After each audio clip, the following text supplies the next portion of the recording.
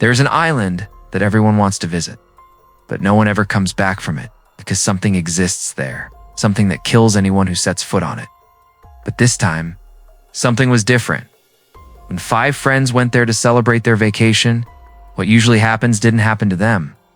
Instead, things occurred that had never happened before.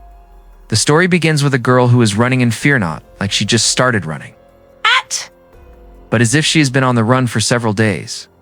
However, she doesn't get very far, because she is caught. But the people who catch her are not monsters, they are the police.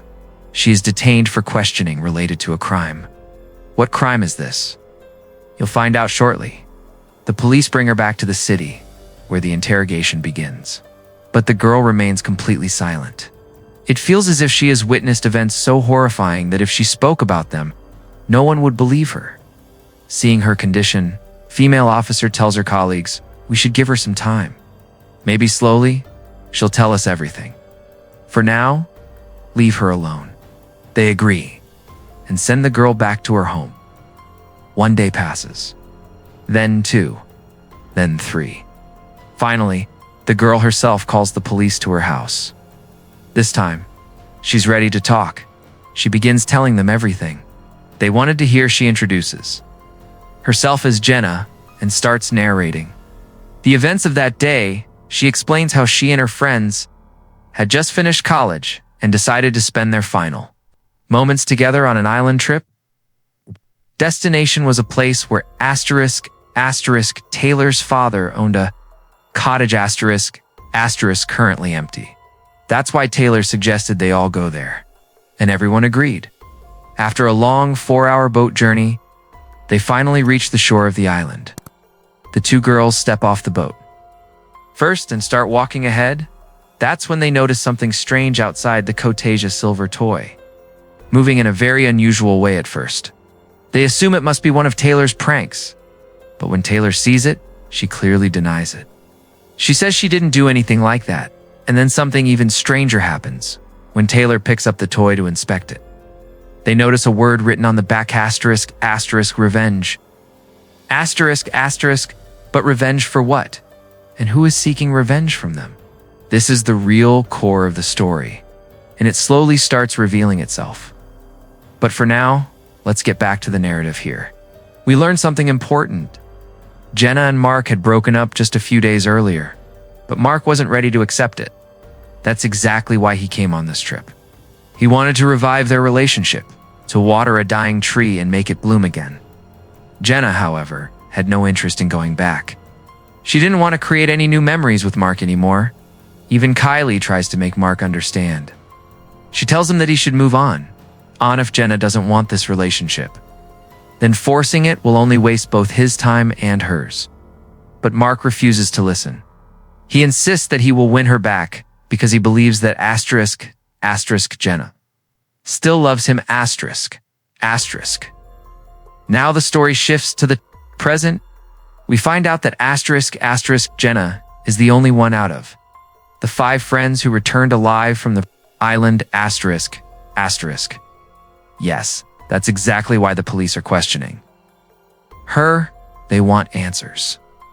Where did her friends go? Are they all dead? If they are dead, who killed them? And could Jenna herself be involved? So many questions, yet not a single clear answer.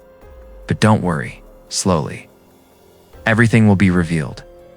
Jenna then explains that there weren't just the original group on the boat. There was one more girl. Her name was Megan. She had met Nate earlier. Megan claimed that she already knew all of them, which is why she secretly boarded their boat. Everyone finds her behavior strange. On top of that, she's clearly very young, but on a deserted island like this, there was nowhere else to leave her behind. So they decide to let her stay with them. Soon, Taylor starts getting close to Megan, mostly because she's very attractive. That night, everyone drinks heavily, and Megan drinks too. Taylor takes advantage of the situation and brings her to a bedroom. That's when Megan reveals something shocking. She tells him this is all her first time. She is only 15 years old, Taylor is stunned. He immediately backs off, apologizes, and leaves the room. Outside, he doesn't tell anyone what happened. He doesn't want to ruin the mood, because the vibe that night was genuinely happy. Everyone continues enjoying themselves. Together, because of all the drinking and fun, they wake up late the next morning, but soon, they notice something wrong. Ashley is missing. Then someone mentions that her puppy has also been missing since morning, and Ashley must have gone out to search for it. While everyone else is busy preparing breakfast inside the cottage, suddenly they hear Ashley screaming. All of them run toward the jungle. There, they find Ashley standing on a bridge. She looks absolutely terrified. She doesn't say a word. She just keeps pointing in one direction. As if she's seen something horrifying, the group decides to move in that direction. Taylor walks ahead, after covering some distance. He suddenly stops. There's nothing in sight. Yet Ashley is shaking in fear, and then something drips onto her face when she touches it. She realizes it's blood. Yes, the blood is dripping from a body hanging above them, and that body belongs to Nate. Seeing this, everyone freezes in terror. But what's even more disturbing is what they notice next. The word evil is written on Nate's dead body. Is someone trying to send them a message? And if so, what does it mean? Everyone is completely shaken. Their minds are racing. But no one knows what to do next, especially because there is no phone signal. Anywhere on the island? That's when Mark and Colin decide that the only option left is to leave the island by boat and inform the police about everything at the same time. Taylor heads out to search the surrounding area. Maybe the person responsible is still hiding somewhere nearby. But doesn't it feel like this might not be the work of a human at all? What if it's something else entirely? Some kind of entity? A cursed presence? Meanwhile, the three girls return to the cottage and lock themselves inside, because stepping outside now feels extremely dangerous. But asterisk. Ashley is still worried about her missing puppy asterisk. Both of her friends try to stop her, telling her that it's not safe to go out right now. They promise her that once the two guys return, all of them will search for the puppy together, but Ashley refuses to listen. So now, Jenna herself decides to go out with Megan to look for the puppy, while telling Ashley to stay inside the cottage. Wait, isn't that strange? Just moments ago, Jenna was the one stopping her from going outside, and now she's heading out herself. After hearing all this, one of the officers loses his patience and asks angrily, "If something this horrible happened to you, why didn't all of you leave the island together immediately? Why did you stay there?" In response, Jenna explains the reason. She says that when Mark and Colin reached the spot where the boat was supposed to be, they discovered that the boat had vanished, which made one thing clear: whoever killed Nate had already escaped, and not only that, it was obvious that this person didn't want them to leave the island alive. Both of them turned back, hoping to figure out another way out of this nightmare. On the way, Kylie reveals a shocking truth. She explains that Nate was actually her and Taylor's half-brother. Their father had an affair with another woman outside of marriage. After that woman passed away, Nate came to their house seeking help. Their father couldn't turn him away, so he took him in. Since then, Nate had been looking after the cottage on this island, and now, someone had murdered him. Kylie says she still can't believe it. Who could have done something like this? As they reach the spot again, they notice something terrifying. Nate's body is gone. Which means they were wrong. The killer is still on the island. And now, it feels like someone else is next, because the killer doesn't want to leave behind any evidence that could cause problems later. Panicked, both of them run toward the cottage, worried about the girls. But back at the cottage, Ashley is completely alone. We soon learn that her two companions have gone out to search for her puppy. Suddenly, Ashley hears the sound of her missing puppy. She immediately steps outside and starts looking around. That's when she finds her puppy's collar. Lying near the bathtub, she assumes it must have fallen off accidentally, so she quickly opens the tub and climbs inside, thinking the puppy might be trapped there.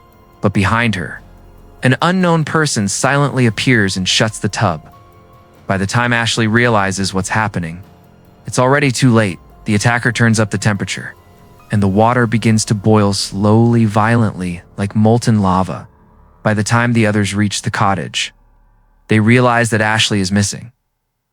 During all this, we also see Megan wandering alone in the jungle. Thankfully, Mark finds her just in time. Otherwise, she would have been lost as well. There's nothing on her face to suggest she realizes how close she came to danger. For now, the focus shifts back to Ashley.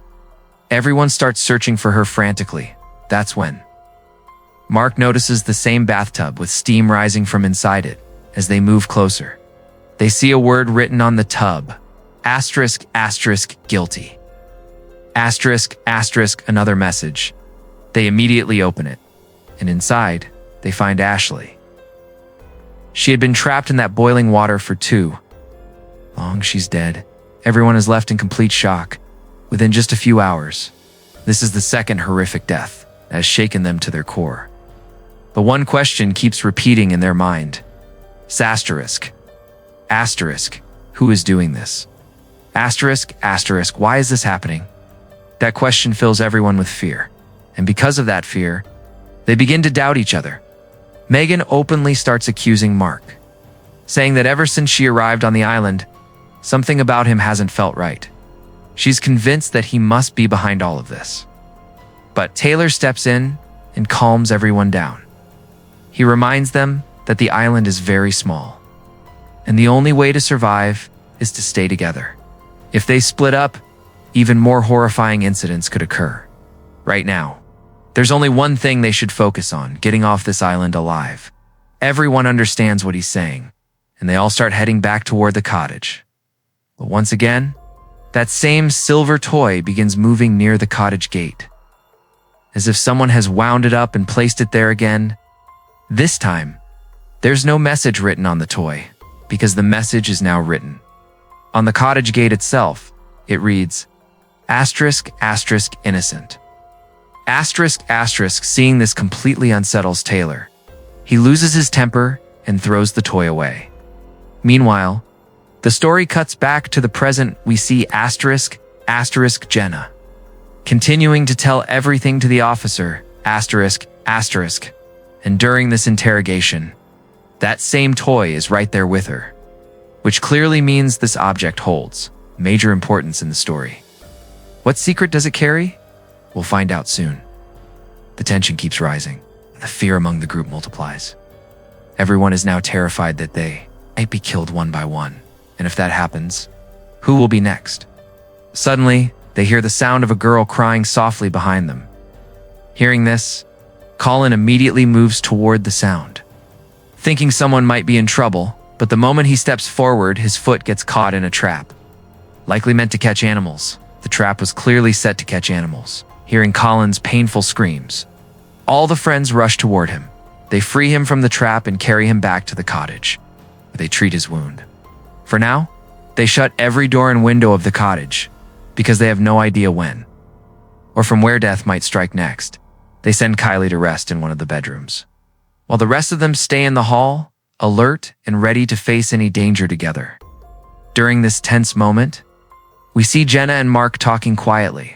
In such a terrifying situation, Jenna feels she needs someone by her side, someone who understands her pain. Suddenly, the lights go out. Megan immediately runs toward the bedroom. What she sees there is terrifying.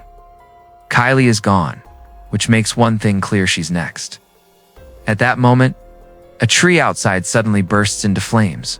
From behind it, someone starts shooting arrows at the cottage because the windows are closed. Most of the arrows can't harm them, but one arrow flies in from another direction, not through a window, and pierces straight into Taylor's back. Then suddenly, everything goes quiet, as if nothing ever happened. Morning arrives, they step outside. Asterisk, asterisk, Kylie is still missing. Asterisk, asterisk, Taylor, however, is alive. Now they're faced with a puzzle that might lead them to their missing friend. In front of them is a wind-up toy dog, and from inside it, they can hear Kylie's voice, crying out in pain, but no matter how much they try, the toy doesn't respond. Jenna notices the sound of running water coming from behind.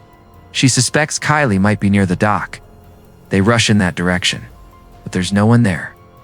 Jenna says that now they have no choice, must solve the puzzle that keeps being placed in front of them. All those messages left behind have to mean something, and only by decoding them will they finally get some answers. She starts writing down every clue and every word they've seen so far right there on the dock. Slowly, she connects the pieces, and a name emerges. Asterisk, asterisk, Regina. Asterisk, asterisk. The moment this name is spoken, Taylor freezes. His expression changes. Instantly, this name clearly has a dark and disturbing history for him. At first, he doesn't say anything, but everyone notices his reaction. Eventually, he has no choice but to tell them the truth. Taylor explains that Regina was his colleague, someone who had recently arrived in town. She had no friends there, so he befriended her and once invited her to a party at his house. That night, Regina drank heavily. Taylor says he tried to stop her, but she didn't listen. And then, something happened that they never imagined. Taylor and asterisk, asterisk, Kylie became intimate with her asterisk, asterisk. She hadn't consented, but she was drunk and couldn't defend herself. The next morning, when Regina woke up, she realized exactly what had happened. She threatened to go to the police. But Kylie had secretly taken photos that night and began blackmailing her. Regina didn't accept this. She tried to grab his phone, and during the struggle, she slipped and fell onto a knife. Dying on the spot, Taylor admits that both of them were terrified. If Regina's body were found, there was no way they could prove their innocence, especially because they had forced themselves on her, so the two brothers made a horrifying decision. They brought her body to this very island and buried her here, hoping no one would ever find out. But now, Taylor believes someone knows the truth, and that's why all of this is happening. But remember what I mentioned earlier. What if this isn't just a human doing? What if there's something supernatural on this island? A soul that never found peace. Maybe this is Regina's spirit, taking revenge on everyone involved. Megan, after hearing all this, realizes that she was never part of their past crime. She decides she shouldn't stay with them anymore, so she goes back to the cottage and locks herself inside, completely alone. The rest of them decide to visit Regina's grave, the place where her body was buried.